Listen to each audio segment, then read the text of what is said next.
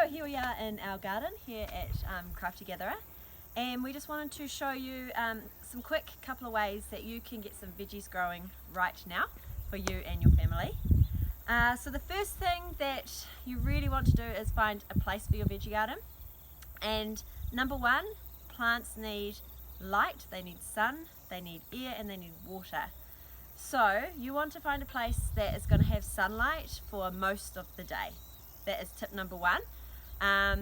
If you can't find a place that has sunlight most of the day, the plants will take a lot longer to grow. So try and find a place that is nice and sunny. The second one is you want to find somewhere that is nice and sheltered. Plants don't like to have lots of wind on them, so find somewhere that's sheltered, or you can create that shelter in some way as you like. Thirdly, you need to have access to water, so make sure you can either put a hose nearby or you can get a watering can and obviously water them as well. But that's the third thing that you need to make sure you have access to is water. So the next thing we want to look at is our soil. Obviously there's lots of different ways that you can make veggie beds, like raised beds, etc. But because we want to get a garden bed straight in the ground with not as much money and time, we just want to get straight in the ground. We'll show you how we can do one like we do. We dig all our beds into the ground because we have really nice soil. If you've got heavy clay soil, the best thing to be able to grow straight away is we're going to build soil on top, and so we're going to show you different layers that you can do that as well.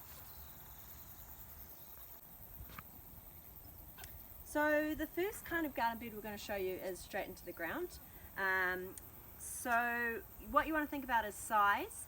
We tend to do our beds about 750 wide so that we can step over them. Also makes it easier to weed as well because you can reach both sides of the bed. So with this way of gardening, I'm just showing you a really generic, uncomplicated way to create a garden bed that's going to be ready for most vegetables. So don't overcomplicate it, I'm just showing you a really general way. So you can get the grass off, like solarizing, putting a piece of tarp down or corrugated iron to kill off the grass.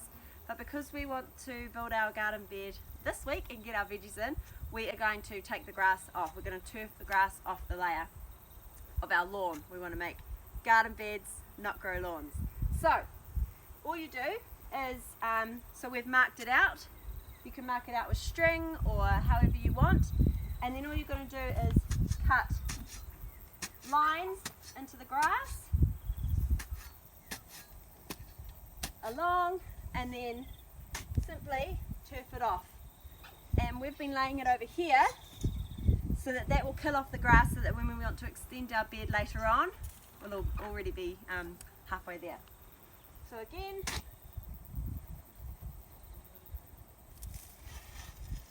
just like that. So I'm going to get the big guns in, who'll finish this off, and then we'll get on to the next step. So once we've turfed off all our soil, it's soil preparation time. And hello Tuko. So basically I'm going to show you a really simple way to prepare the soil. Obviously there's lots of different methods, and we do different methods in our gardening, but we also do this sometimes when we just want to get a bed in nice and quickly. So all it is grabbing our garden fork. We obviously use our Crafty Gatherer Forkster. They're taller, so they're better for your ergonomics. They're wider, meaning less effort, less time, and they're a bit more durable, but I know that most of you will have one of these at home, a garden fork, so we'll use that for the purpose of this video.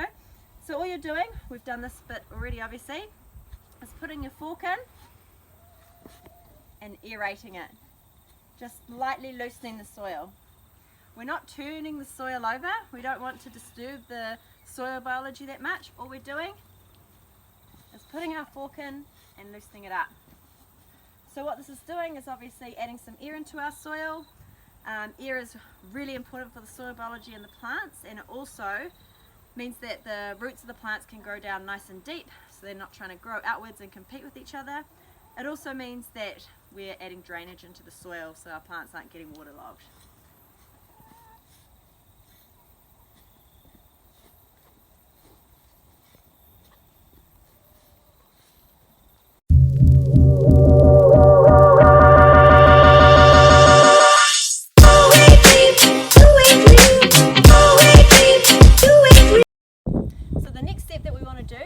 able to add as much organic matter as possible to our soil, no matter what kind of soil type you have, clay, sandy, whatever. You want to add as much organic matter to help improve that soil structure and also to bring in those beneficial microorganisms.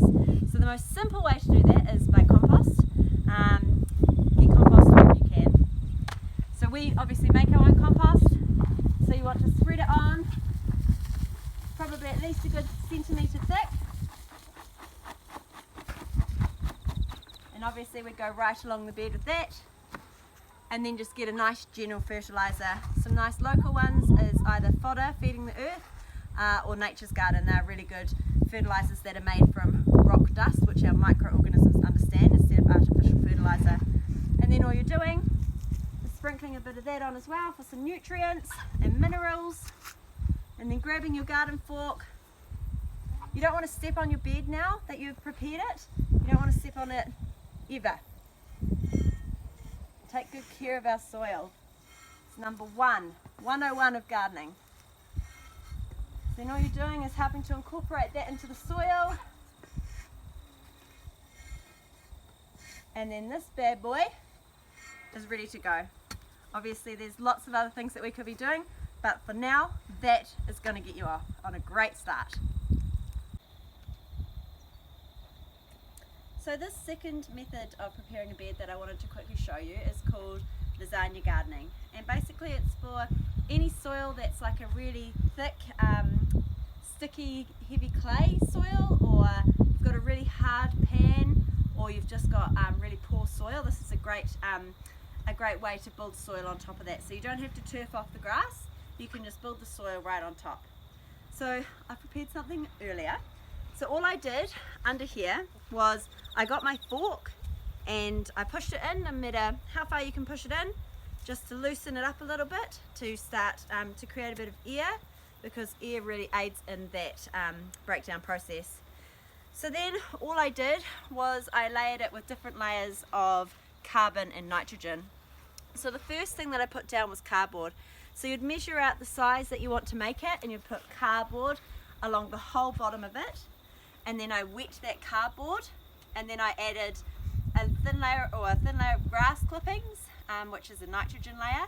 So basically anything that's brown is carbon, and anything that is green is nitrogen. So in this lasagna layering, I have cardboard, a layer of grass clippings, and then I have a layer of newspaper, and then I wet it again. And then I have a layer of comfrey leaves. You could use whatever leaves you have. If you had some aged leaves, you could put them in there as well, or some brown leaves that you found, and then that'd be a carbon source. You could add coffee grounds, you could add food scraps, you could add some aged manure if you have some, which is like chicken, horse or cow manure if you have that available. And then I've added a layer of soil. And then I've added a layer of straw, which is another carbon source. And then I've added a nice thick layer of compost on top, and then added some fertilizer in as well. So you can do that in as many layers as you like. And this is basically ready to be planted into, which is awesome. So in the next video, I will show you how to transplant your seedlings into the veggie garden, and with this one as well, just like this, you can transplant them straight into this kind of bed, and it will break down over time. If you do have good enough soil, I would obviously recommend going straight into the earth. The soil is what the earth has given us, and so it's great to be able to go straight into the earth and build the soil biology and the soil structure from there. But if you can't, then this is another fantastic way. So in our next video, I'll show you how to plant seeds and how to transplant seedlings in an effective way into our garden bed that we've made. But this is the video of how to prepare our garden bed. I hope you know that gardening is not just about feeding our family, it's about connecting yourself to the earth. It's really good for your mental health, and it's just a really good way to feel a part of the cycle again. So I really encourage you to get growing.